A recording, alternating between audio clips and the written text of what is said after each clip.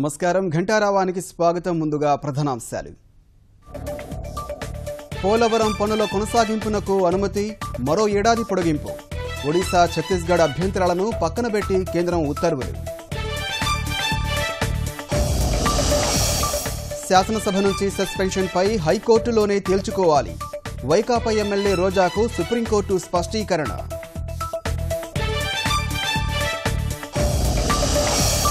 విశాఖలో స్వచ్ఛ సమ్మేళనం. రాష్ట్రంలో 100% ఓడీఎఫ్ కోసం ప్రతినిధుల సంకల్పం.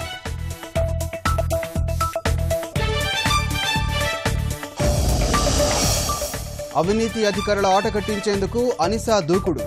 ఫిర్యాదుల స్వీకరణకు ట్విట్టర్, ఫేస్బుక్ ఖాతాల ప్రారంభం.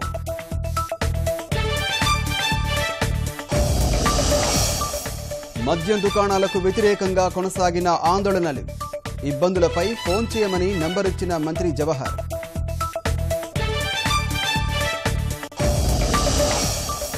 ఇజ్రాయెల్లో ప్రధాని మోదీ 3వ రోజు పర్యటన.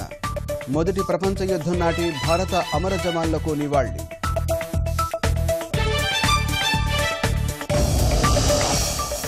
తమిళనాడులో థియేటర్ల బంద్ ఉపసంహరణ. జీఎస్టీపై రాష్ట్ర ప్రభుత్వ హామీతో వెనక్కి తగ్గిన యాజమాన్యాలు.